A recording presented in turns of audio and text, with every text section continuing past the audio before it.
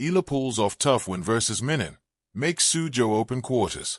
Manila, Philippines. It was not easy, but Alex Eala is heading to the quarterfinal round of the WTA Suzhou Open in China after hacking out a 7-6, 5, 3, 6-7, 7-5 victory over Greet Minnen Wednesday in China.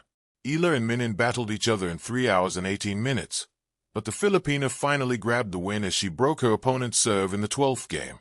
After a hard-fought victory in the first set, the pride of Belgium went toe-to-toe with Eala in the second frame as she won the tiebreak. It was more of the same in the third set, as the two tennisters could not get enough separation. Minnen, ranked 106th in the world, tied things up at 5-all in the 10th game, before the world number 58 held her serve and took the 6-5 advantage. The rougher Nadal Academy graduate then denied Minnen from forcing the tiebreak, digging deep to grab the victory.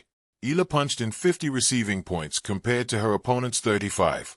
Minnen, though, 184 service points compared to Eala's 77. The Belgian player, however, committed 10 double faults which offset her 9 service aces.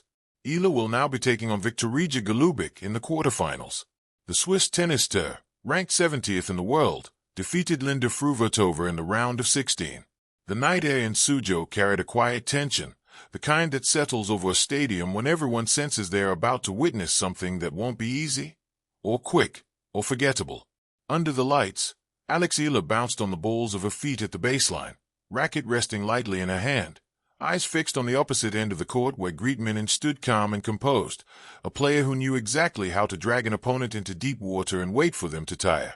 From the first ball, it was clear this wouldn't be a straight-line story. Minnen opened with authority, heavy topspin, probing depth, and a willingness to rally until the legs burned.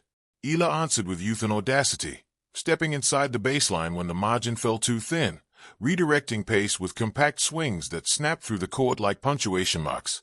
The crowd murmured, then leaned in. Long rallies stretched into tests of nerve.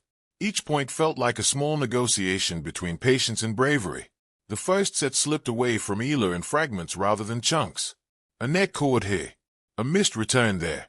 Minnen's experience showed in the tight moments, especially on break points, where she seemed to slow the match down just enough to make the court feel smaller. When the set ended in Minnen's favor, Eala walked to her chair without theatrics. No slumped shoulders, no visible frustration, just a deep breath, a towel over her head, and eyes that suggested recalibration rather than regret. If the match was going to turn, it would turn not on power, but on belief. The second set began with Eala changing the conversation. She took the ball earlier, daring Minnen to pass her with sharper angles. She mixed in the drop shot, not as a trick, but as a statement. I'm not going to live back there with you. Minnen adjusted, as seasoned players do, extending rallies again, drawing errors, forcing Eala to hit one more shot than she wanted to. Games stretched. Juice followed juice like a stubborn echo. On one particularly brutal rally, the ball crossed the net more than 20 times, each strike heavier than the last, until Eala uncorked a forehand down the line that landed so cleanly it sounded different.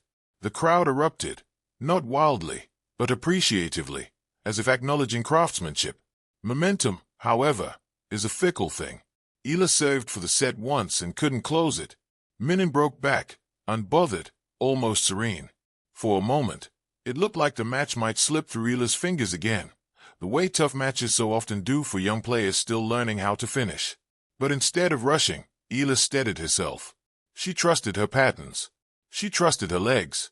And when the tiebreak arrived, she played it like someone who had decided she belonged there. A return winner. A fearless backhand taken on the rise. A perfectly disguised drop shot that left Minnen stranded midcourt, smiling ruefully as the ball died near the net. Eala took the second set with a clenched fist and a brief upward glance. Gratitude, maybe, or quiet affirmation. The third set felt heavier, not just physically, but emotionally. Every game carried consequence. Minnen pressed early, breaking serve and testing Eala's resolve once more. Sweat streaked down forearms. Towels were used longer, breathing more deliberate. This was no longer about talent. It was about who could stay present when the lungs screamed and the scoreboard refused to offer comfort. Eala chased down balls that seemed already lost, turning defense into neutral into attack. Minnen countered with precision, threading shots just out of reach, forcing Eala to start points over and over again. The rallies shortened, not because of impatience, but because both players began swinging with intent, aware that hesitation was now the enemy. At 4-4, the match held its breath. Eala broke serve with a return game that bordered on defiance, stepping in, taking risks, refusing to let Minnen dictate. When the final game came, serving for the match, the noise in the stadium softened into a low hum. One double fault threatened to reopen old doubts. A missed forehand followed. Suddenly, the game tightened, and so did the air. But then came the point that defined the night. A long rally, brutal and beautiful, ended with Eala sliding into a forehand that kissed the sideline and stayed in. Match point. On the next serve, Minnen pushed a return long. The ball landed out, and for a split second, Eala didn't move, like she needed confirmation from the universe that it was really over. Then came the exhale, the handshake, the smile that arrived slowly, honestly. By the time Eala walked off the court, she had done more than reach the Suzhou Open quarterfinals.